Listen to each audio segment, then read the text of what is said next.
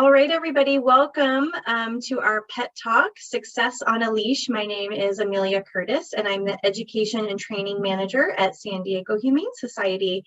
So we've been hosting our Pet Talk lecture series virtually over Zoom for the past year and a half, and I hope everybody's been enjoying it.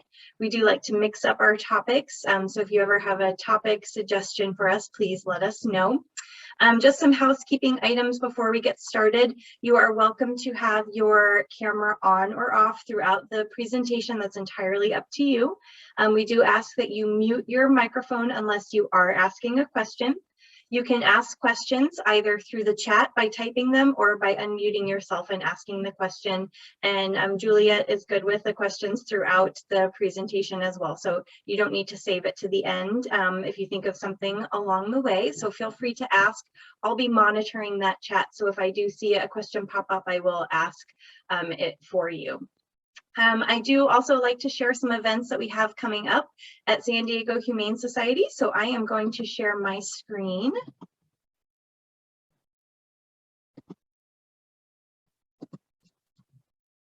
Okay, can everybody see our events page here? Yes, okay, great. So if you ever want to know, just to have a quick snapshot of things going on at San Diego Humane Society, we do try to keep our events page updated monthly.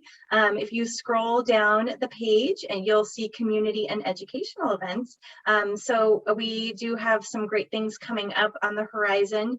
We have our Pet Talk, our Animal Welfare Advocacy Pet Talk coming up on October 21st.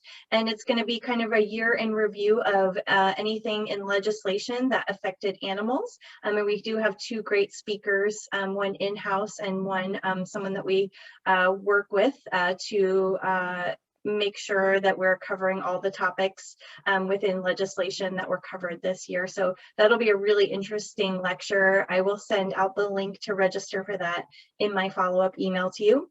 And then if anyone has any children that might enjoy our reverse trick-or-treat program, on actual Halloween day, we'll be having a reverse trick-or-treat. We do ask that you register ahead of time, and it's for kids 5 and up, but the kids will be making treats for the animals and then giving them to them here at San Diego Humane Society. It will take place at our San Diego campus. So that's kind of a fun way to celebrate Halloween if you know anyone that will be interested.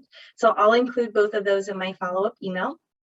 And then just switching gears to sharing a little bit about animals that are in need of some promotion at San Diego Humane Society. This is Panther. I thought I would share him since it sounds like he has a lot of energy, but is also an A+ student and likes learning. So perhaps if anyone is interested in teaching a new dog how to walk on a leash and possibly some new tricks, he sounds like he would be a great buddy for that. And he is 1 year old. I will share this link to his profile in my follow-up email. It is printer friendly, so if you wanted to print it out and help spread the word, if you know somebody that might be interested, you can do that as well. So I will go ahead and pass it on to Juliette. Thank you all so much for attending this evening. We will send out that follow-up email with the events, the information about Panther, and then any resources that Juliette shares this evening, in addition to a PDF of the slides for you. So feel free to drop those questions in the chat or unmute yourself as you think of them. Thank you so much and enjoy. Thank you, Amelia. I love that they had Panther listed as a Land CO hybrid. That is fantastic. All right, well, once again, thank you all for joining us this evening. My name is Juliette. I'm the Community Training Coordinator at San Diego Humane Society. That means that I am in charge of coordinating all of our public pet training classes for dogs and cats, both online and soon to be coming in person again. I also teach all of our cat training classes in case you missed that before, and I lead our well-socialized pet chats, which are socialization chats for pets of all ages on Sunday mornings. So let's go ahead and dive into our content for this evening. As Amelia said, we are open to questions, so absolutely feel free to ask questions. Toss them in the chat. If they are general questions that are related to the content that I'm actively presenting, I will do my best to answer those in the moment. Oop, if they I just closed my presentation. Oh my goodness. If they are specific questions to your pet, that I will save those for the end of the presentation. That way we don't get too bogged down with details like that. So, okay, got it open again. So give me 1 second. Technology. Here we go. All right. Can you all see the screen there? Amelia, I've minimized the window, so if we can, we looking good? Yes, excellent. We are good, yes. Perfect, thank you. All right. So here we go. Our topic tonight is success on leash, as you all know. And when it comes down to it, we know that walks are not a straight line. And this is something we really want to work on with our pets because San Diego is a dog town. We want to help our dogs be successful navigating different environments and the interactions they have within them. We want to build the individual, emotional, and social skills that they need to be successful. We want to make sure we're keeping pace with our pups and moving at the rate that they need to be successful, and that we're setting realistic goals and expectations for each individual dog that we work with because they're all going to be unique. We want to help you enjoy both the journey and the destinations you'll travel to with your pets. And we're going to talk briefly about being a good neighbor in your neighborhood with your dogs as well. So where do we start? Well, by making a plan. Good interactions on leash actually start before you leave your home. It's really important to build good associations with outside stimuli while still inside your home. We're going to reward appropriate responses to build confidence and appropriate enthusiasm to individuals, dogs, animals, other pets that they dogs, humans, and other pets or animals they may see outside. But how do we do that? We play the window game. What that looks like is sitting by a window or a door that is one you can see through, like a screen door, and basically pet and people watch.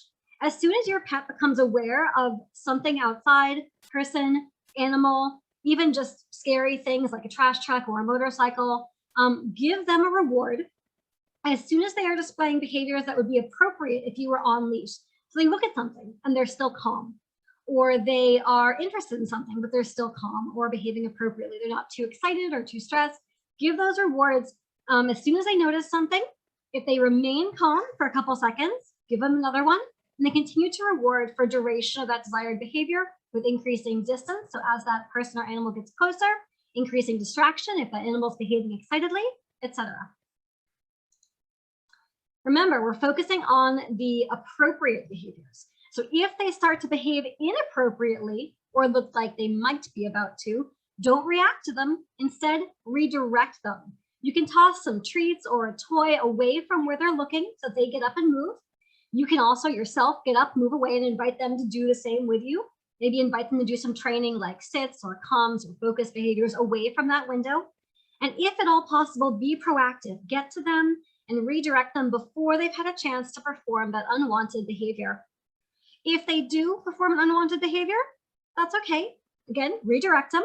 And as long as they calm down quickly, they get back to that kind of nice, relaxed behavior, you can try it again.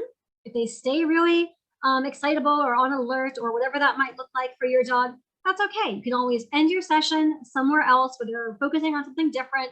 And once they calm down, just try again later. So remember, if they calm quickly, you can go back and try again. If it takes them a bit longer, try it again, either much later in the day or maybe the next day. So what does about to be inappropriate look like? Well, there are a lot of subtle signals that we tend to miss in our pets. We notice the big things like a growl or a bark or the hackles going up or something like that. But look for the small things like licking their lips, yawning, scratching for no apparent reason, averting their eyes or looking away, twitches in their facial expressions. Any little nervous, fidgety type behaviors that we might do, our pets are going to do similar types of things. And these signals will occur across the stress spectrum for both excitable, playful animals, agitated individuals, animals who are fearful, animals who might become aggressive. The entire spectrum, you'll see these signals appear before they escalate their behavior. Keep in mind, some dogs are more subtle than others, so it might take you some time to notice what your specific dog does, but watch for these signals. There's going to be at least one or two of them there, either in a big way or a small way. Now, once we've played some games indoors, as far as looking out the windows, we want to start thinking about the tools that we're going to use once we go outside. And leash handling is not just as simple as clipping it onto the dog and going out for a walk. Leash handling, proper leash handling, takes practice. Don't just think of your leash as a tether, think of it as a tool. This is important because improper leash handling can lead to loss of or poor control of your pet. It can lead to injury to you or your pet. For example, I've met Chihuahuas who have damaged rotator cuffs on their humans from pulling so hard. We can also communicate poorly with our pet by the way that we use our leash. And of course, not using your leash correctly can lead to poor walking manners. So what does some of this look like? Let me show you some examples of how I like to handle my leash when I'm working with my pet. These videos are a little bit on the quieter side, so if you're having trouble hearing it, go ahead and turn up the volume on your end. When I'm handling my leash, I want to make sure that I have good points of contact and that the way I'm holding my leash is going to set me up for success and not run the risk of injury.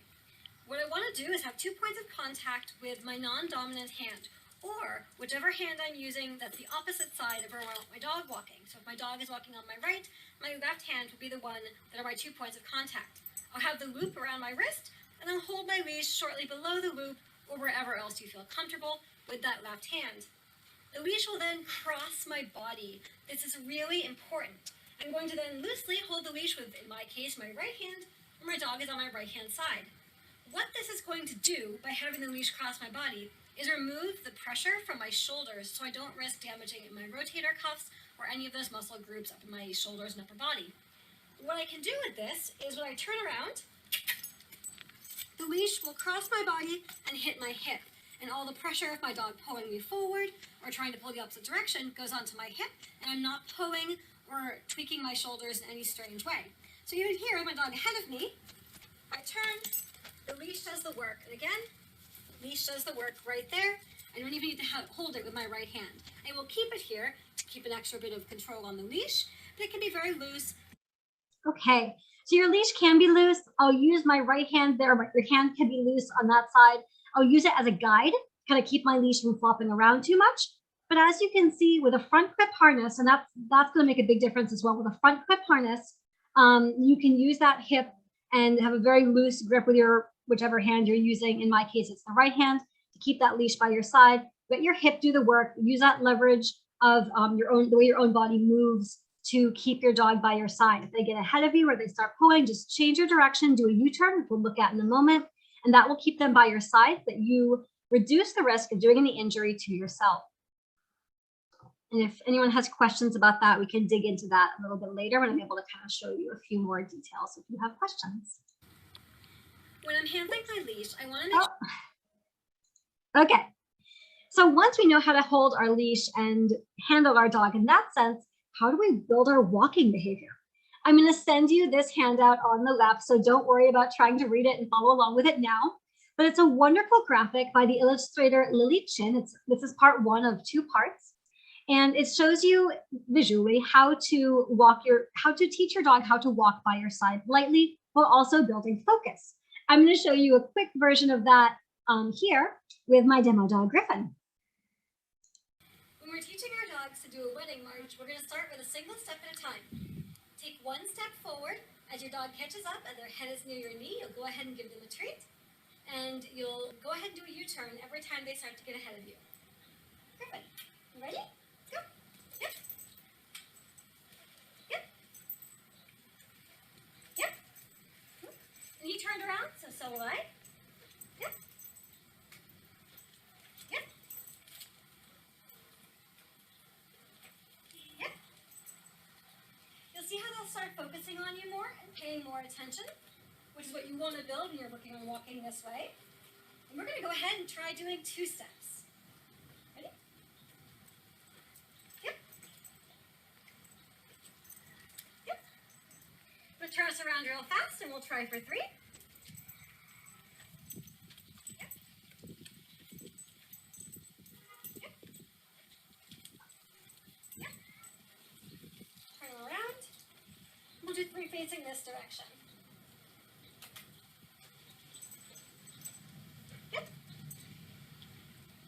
So by slowly increasing how many steps you're taking and rewarding your dog as you go, it be able to build into longer and longer walks and longer breaks between giving those treats. Your dog will start focusing on you more naturally during the walk because they want to see what you're doing and what's going to happen next. And it helps build beautiful leash walking behavior. All right. Now, this is for a dog who's on leash, which of course is what you'll be doing when you're outside. But for some dogs, we know that the leash can be really distracting. So here's an example that you can do in your living room, not outdoors, to help your dog learn this behavior without the leash. Oops, that's strange.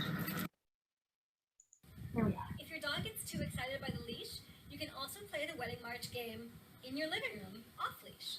So, starting from a sit again, here we go, one step at a time.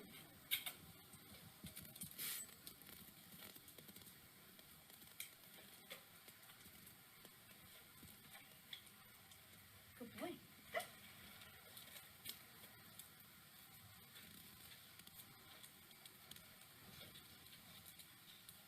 Let's go. For some dogs, this is even easier. It takes the idea of going on a walk out of the equation. Good boy. Let's go.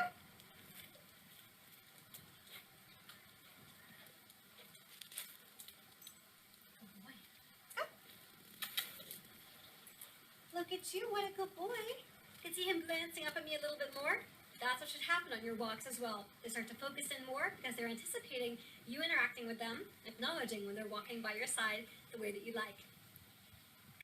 Okay, so I know that one was a little bit quiet in case you couldn't hear me too clearly. The point of doing this without a leash is if your dog gets really excitable by you taking out the leash and the harness and they stop focusing because they're just so excited about that walk, not using the leash in the home makes them focus more on you because they're not sure what you're doing. So you saw that Griffin looked up at me and tracked me much more closely in that example. It's because he wasn't sure where I was going or what I was doing because he didn't have that leash as a guide. Now, I would not take him outside without that leash on to practice this. This is an enclosed yard, and he's a very well-trained dog. But I wouldn't do this outside because he could run away to any sort of distraction because he's not that well-trained at this point in time. But for a dog who does get excited by the leash when you're working in a calm, familiar environment, like in your home or in a fenced-in yard, you can safely practice that behavior to help build that focus. And when you're outside for that dog who's ready to go there, this is what that looks like.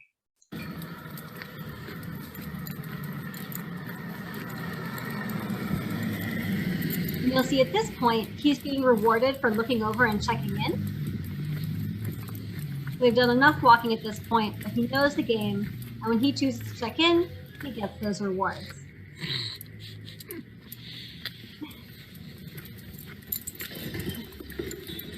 All right.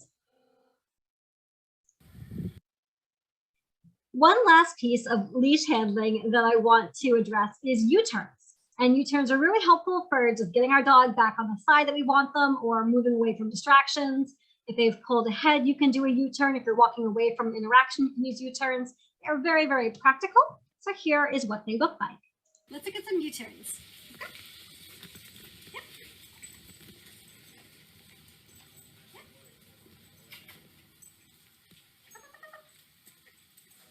There we are. Good boy.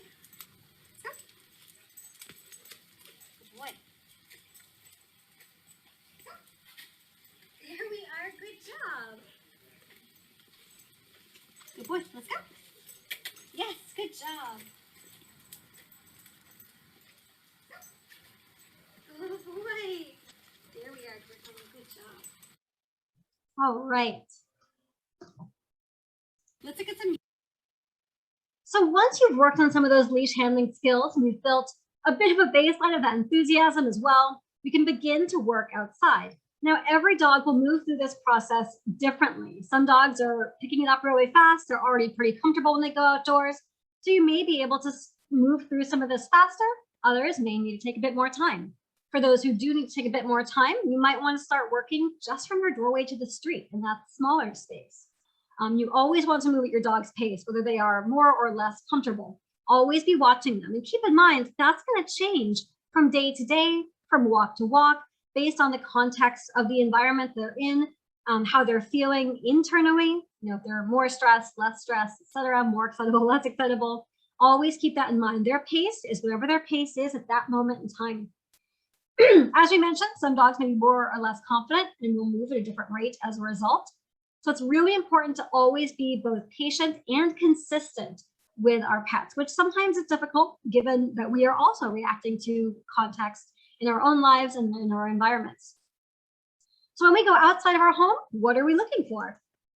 Again, rewarding all appropriate behaviors, including noticing something in their environment without responding inappropriately, any calm or appropriate interest in different stimuli in their environment, anytime they focus on you, whenever they respond to pay attention sounds. You may have heard in that last video with Griffin, I went, pop, pop, pop, pop, I made some little sounds like that.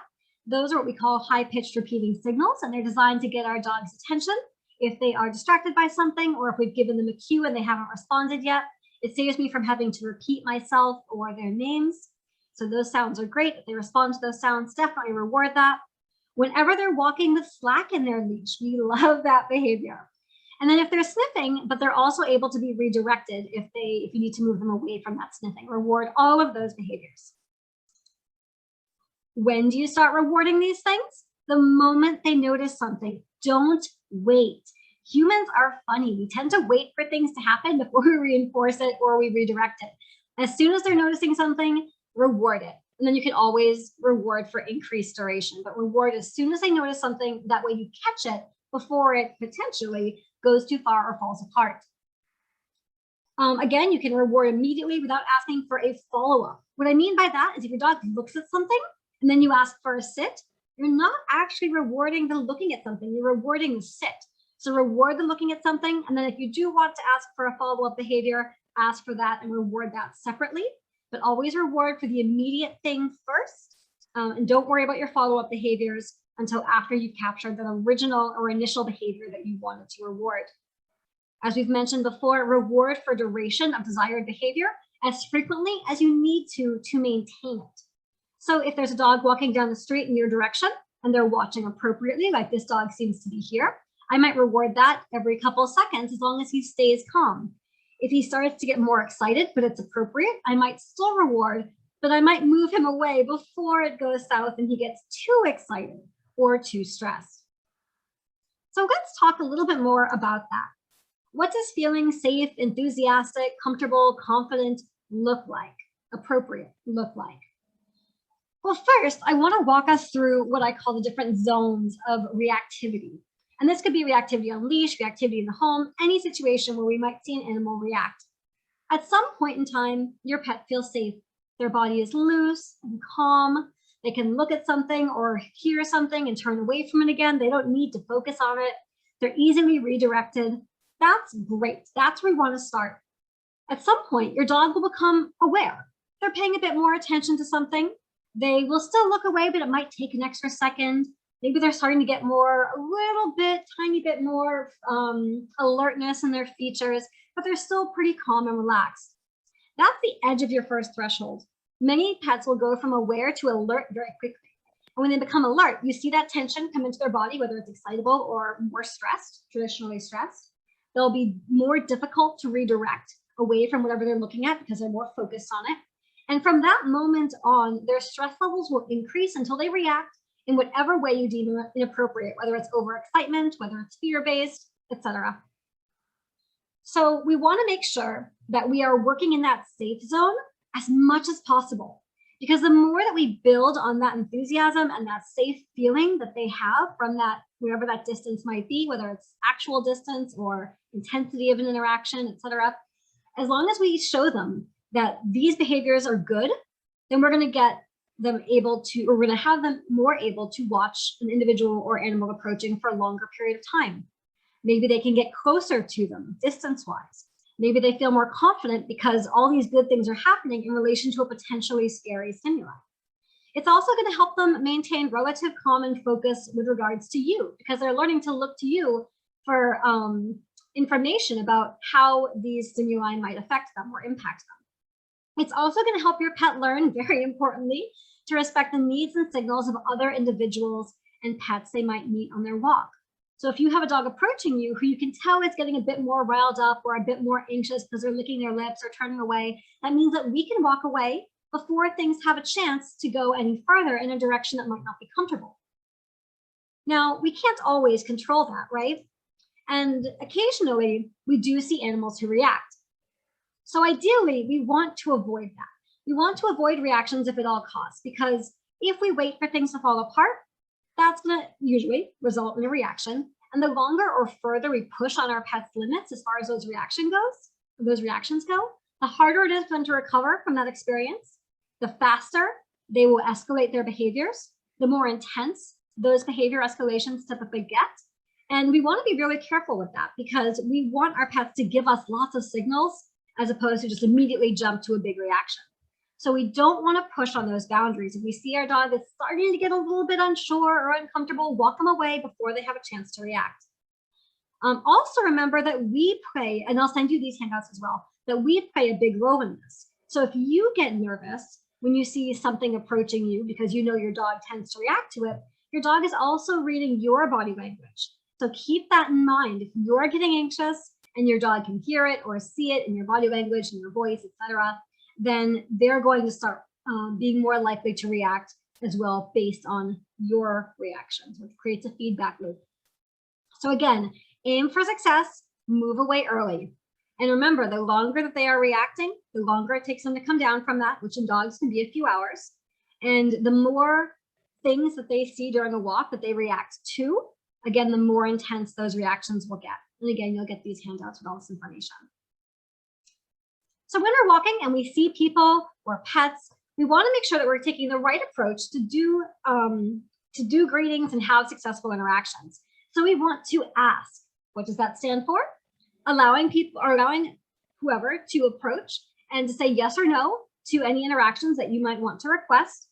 It means that we share any necessary information to keep our pets successful and safe during those interactions. And it means that we are always watching and keeping an eye out for signals. Ideally, whether you are greeting a person or a pet, you want to start asking these questions from 15 to 20 feet away. When you're greeting people, again, always ask for that greeting, even if that person looks interested. And that's really important because even if they look like they want to come say hi to your dog, ask them. And what that's going to do is it's going to establish a baseline of communication between you where they have to acknowledge, oh, there is someone holding onto this leash. But it also gives you an opening to share any instructions that you might need to help your pet be successful. For example, please stand or kneel alongside my pet, hold your closed fist out by your side so that they can approach and sniff you. Please don't lean over or reach over my pet. If you're going to make eye contact, make sure it's soft and kind of indirect. If my pet's too excited, please move away. We're working on appropriate greetings. We want to remember that when we're asking people to interact with our dogs, it's really important to be aware of what our dogs need, not just what we or the people that they're greeting might want. Let's talk about that a little bit more. We want to keep our eyes on our pets and let them choose whatever degree of appropriate interactions they are comfortable with. For some dogs, that might just be approaching. It might include sniffing. It might include coming in for a little snuggle. It might include some actual petting or some longer form petting. But when you have someone petting your pet, ask them to do some pet and pause, where they pet once or twice, and then pause and see if the pet wants them to continue or if they're ready to move away. We call these consent checks. Always recall your pet back to you before they get too riled up and excited. And remember to never force greetings or interactions with individuals that they might see. That's really important.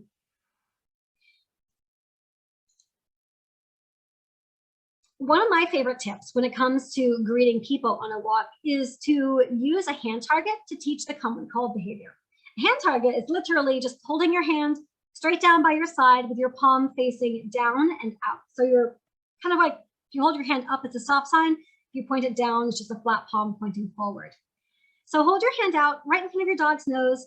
And when they touch their nose to it, say yep, or use a clicker, whatever you're using to mark behaviors, and then reward that. That's how I teach come, because it builds a very consistent behavior. But it's also a beautiful tool to use for greetings, because if you ask someone who's approaching your dog to hold out their hand so your dog can come say hi, that person doesn't know that you're asking the dog to do a come behavior, but your dog recognizes that cue. It becomes familiar, and it gives your dog a chance to anticipate what's going to happen when they go greet that person. And because they've already trained on this behavior, they anticipate good things are going to happen when they go touch that hand target. It also allows you to, in many cases, avoid unwanted behaviors like mouthing or jumping.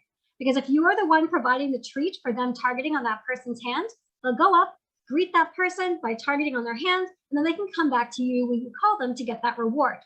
So it allows you to build a nice little behavior package where they walk up, target, and then return back to you, while having appropriate greetings where they feel more successful because they know what to anticipate and what to expect from that signal. And it gives the person something to do that you also know is going to be more appropriate and comfortable for your dog. Now let's talk about dogs. Before we dive into how greetings work, it's really important to discuss sociability. Dog sociability is a spectrum. Most people are familiar with dogs who are, or want to be familiar with dogs who are dog social or dog tolerant. These are dogs who make friends very easily, who seem to get along with everyone.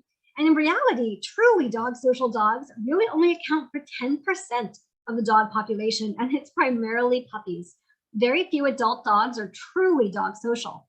The ones that may seem dog social are typically actually dog tolerant, which is a type of selectivity.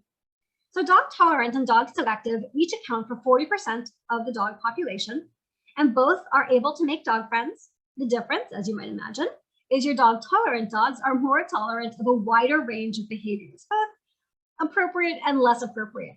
So for example, your dog tolerant dog might be more tolerant of that very assertive player at the park who wants to rush right in for fast interactions, might be a little bit pushy in the way that they play, and so forth. Whereas your dog selective dog probably isn't going to tolerate things like that. Selectivity in dogs is a huge range, the same way it is with people. Some dogs are selective about size or coloring or breed. Some are selective about greeting style or play style, age. There's any number of things. Think about what you can be selective about as a human. Well, same type of range applies to our dogs. So keep that in mind. Your dog may not be a dog who doesn't like, all dogs, but they may not like some dogs. So paying attention to which interactions go better than others is going to help you figure out what their preferences might be and set them up for more successful interactions. It's also going to be important when we share information about our dogs in the interactions they may have. Now, dog aggressive, again, only accounts for about 10% of our dog population. And like selective dogs, dog aggressive dogs are a huge range. Dog aggression can range from dogs who are just disinterested in other individuals. They may have a few dog friends, but they're typically not interested in making more, or it may take them quite a while. And it ranges all the way to dogs who are what we traditionally think of as being dog aggressive. Now, keep in mind, dogs will move through these categories, several, if not most of them, throughout their lives.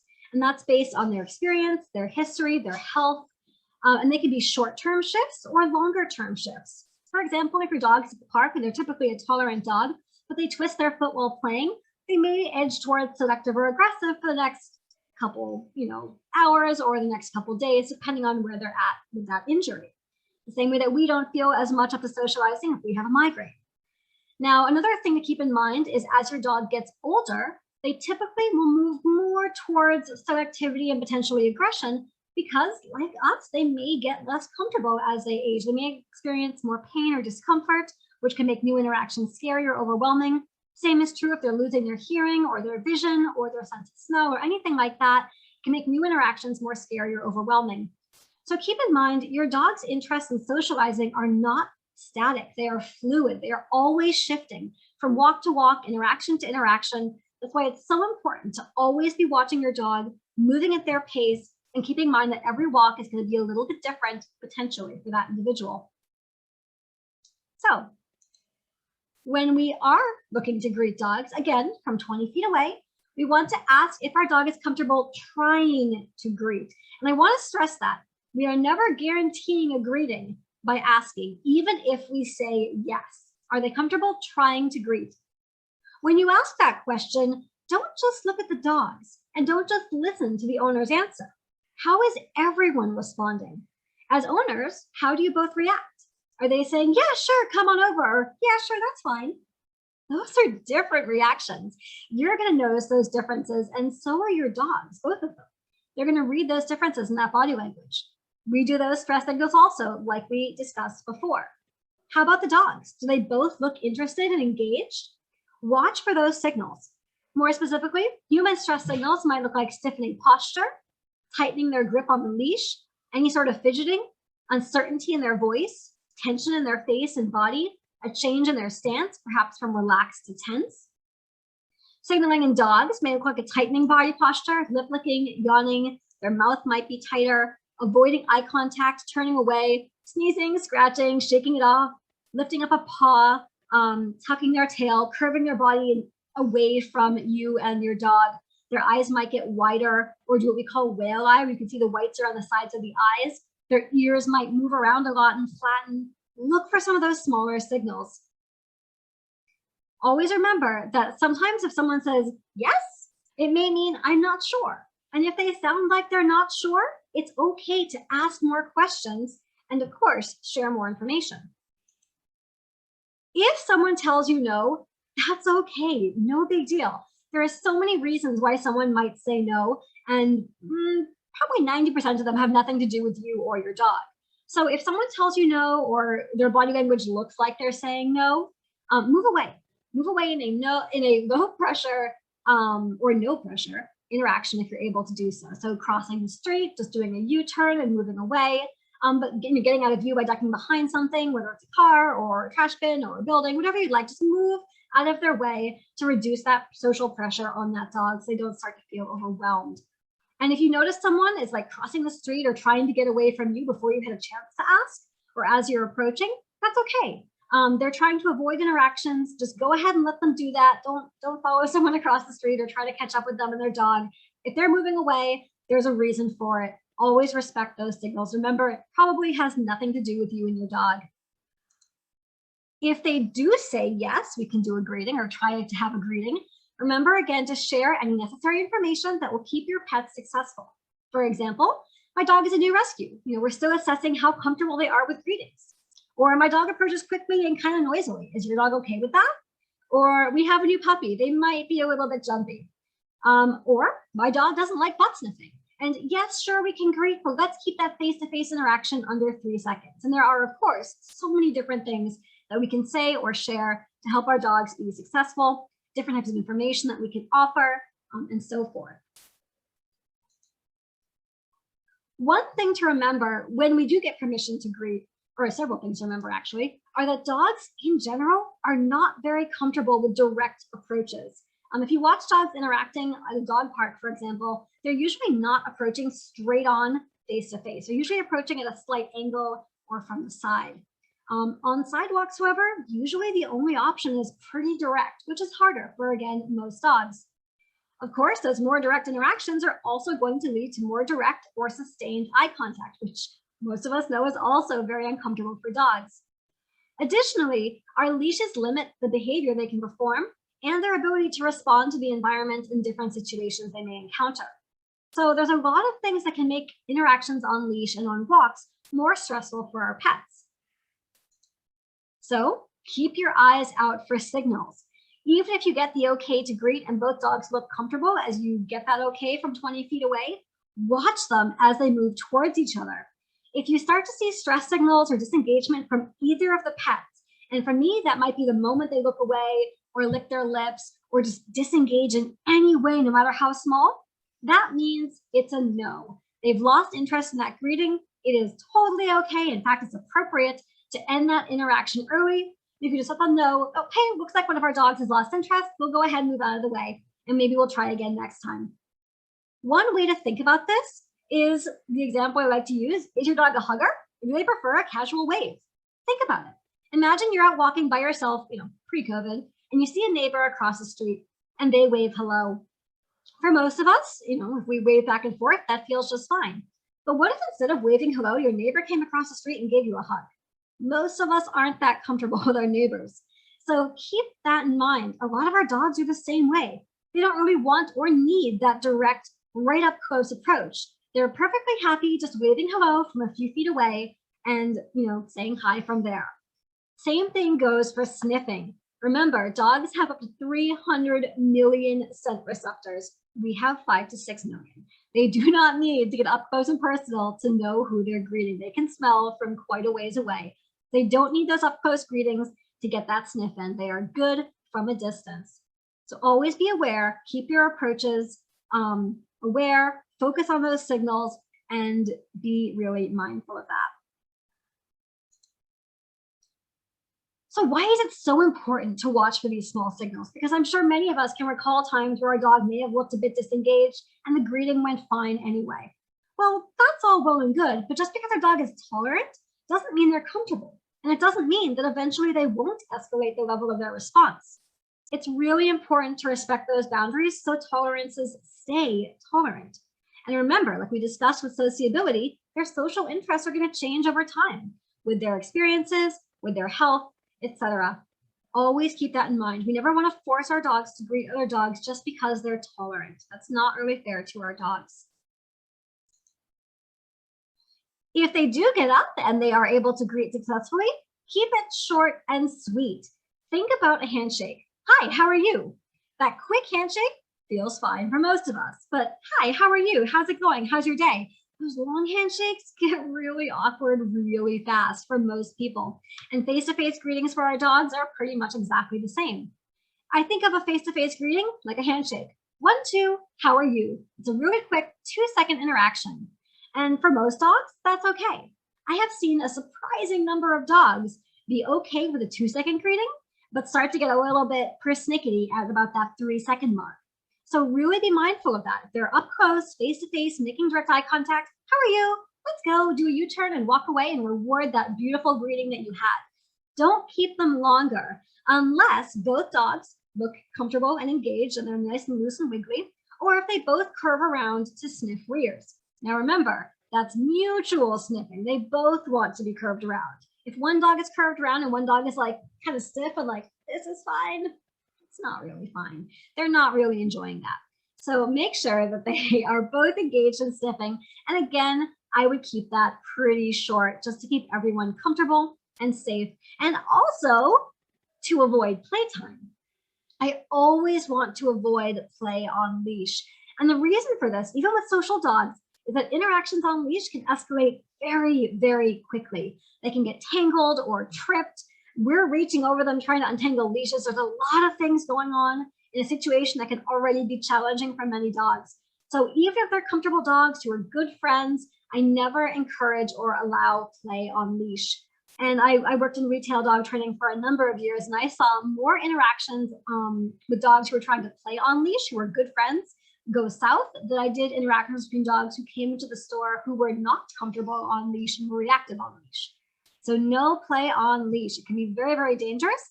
And of course, it can result in less successful interactions down the road for your pet, which we're all trying to avoid if possible. So as we've discussed, sociability plays a huge role in our pets' interactions, as does the context of the situations they're interacting in. That includes the manner of approach. How is that dog coming up to you? Quickly, slowly, excitably, calmly, on leash, off leash, all of those things matter. Other distractions in your environment. What's going on around you? Is it quieter? Is there, construction? Are there kids outside playing, sirens going by, cats in the yard? What's going on? What about your dog's history with other individuals, with people, with different environments? If you're walking somewhere new or in a new dog park, how does that play a role? Of course, their health, including daily stress levels. And that goes for dogs who may have just been to the vet's office, who may be a new pet in your home, who may have experienced fireworks or creepy, holiday things, like, for example, a bunch of trick-or-treaters showing up at your home the night before. All of those things are going to make your pet's interactions different in some way or another. So always keep context in mind. We want to make sure that we're setting realistic and fair expectations when it comes to training our dogs. For example, will a very selective dog ever enjoy greeting everyone? No, but they may become more tolerant or less selective over time with training. They may be able to communicate more appropriately when they're disinterested or de-escalate their responses faster and more effectively. And along with that, they may have more coping skills for when they do come into challenging situations. That's a really important thing to note. We always want to be realistic and fair. And another way of thinking about that with humans is, I'm afraid of spiders. I will never love spiders, whether it's talking about them, seeing them, or God forbid, interacting with them. But I no longer go into hysterics when I see spiders. So we've made progress. but my expectations have to be realistic and fair in regards to how I deal with that very scary for me stimuli. Same thing is true for our dogs. Always keep that in mind. What timelines can you expect? Again, this is going to vary hugely with different stimuli and different interactions that your pet experiences. So for example, they may move much faster with one type of stimuli, for example, seeing people outside, but they may go much more slowly with things with more social implications, like seeing dogs or seeing cats or something like that. And again, imagine something that you dislike and something that you fear, different emotions. How different would changing how you feel about each of those things look? What would make getting used to those things easier or harder? Take a moment to think about that, because that's a really good exercise to do when thinking about how your dog might feel with some things that we're asking them to do and how we can set those realistic expectations. So in summary, dog interactions and sociability can be complex. The leash plays a major role, as does our handling of it. And how can we be leaders in our community? By keeping our dogs on leash. So we all know that leashing can be a sensitive topic, but it's important to remember that 80% of dogs are dog selective in some way, more or less selective. Dogs that are off leash can be perceived as a threat, even if the off leash dog is social or very tolerant. The results of those off leash interactions can be traumatic for both pets and their families. Some ways to think about that. Imagine a stranger running at you, straight at you, while making direct eye contact, or being hugged by a stranger with your hands restrained behind you. Even for the most outgoing of us, this feels uncomfortable. And for dogs who are more selective, again, 80% of them to 90% if you include dogs who are aggressive, this is how off-leash approaches feel to most dogs who are leashed. Simply because, again, they can't interact the same way, or their sociability influences their interactions. The emotional impact to these dogs can be significant, even if there isn't a fight. The training can be set back in mild to significant ways for these dogs when we have those really stressful situations. In the event of an injury, even if the on-leash dog started the interaction, the owner of the off-leash pet is liable. And even then, the emotional and physical damage are still done to all the individuals involved. So leashing really isn't a question of if your dog is friendly or trained, which is amazing, but it's a measure of safety and respect. If you're unfamiliar with it, because a lot of folks aren't, San Diego leash law states that anyone owning or having custody of a dog shall prevent it from being at large, which means running loose, in any being unrestrained in public property or private property that's open to the public. Your dog also has to be on leash. One thing to note about this is your leash is not supposed to exceed 6 feet in length. Now, I know a lot of folks have retractable leashes. Those are actually technically against the law. And 6-foot leashes honestly are going to be a lot safer. 6 to 4 foot leashes are going to be safer than those longer leads anyway, especially when we think about our asking for those interactions, sharing information, and keeping our eyes on our dogs. When they're 15 feet away on a leash, it's much harder to do that. So, do you own a social or very tolerant dog? Lead by example. Show off those leash handling skills. Your dog's appropriate behavior and asking for those interactions will help those more selective dogs with their comfort and success with their training. So their success on leash in a lot of ways depends on having good examples around them. So always keep that in mind when you are going out for your walks. Now, there's a lot of information and a lot of pieces that go into this. So if you need a map and you need some extra resources, get in touch with us. We have a behavior and training resources page. Right here is a preview of it. We offer 47 different types of classes for dogs and cats. It's pretty awesome. About 6 of those classes specifically address shy and fearful behavior, reactivity, and impulse control or redirecting excitable behaviors. So we have a lot of options for dogs who aren't doing as well as they might like, or as we might like, when they're on leash and having those interactions with new people and new animals. We have lots of resources for you. If you aren't finding anything on our website that's going to meet your specific needs, give us a call. Our helpline is available via phone or via email. We have on average a week turnaround. We're a little bit behind right now, so you've been swamped. You can always reach out to us at our helplines. Otherwise,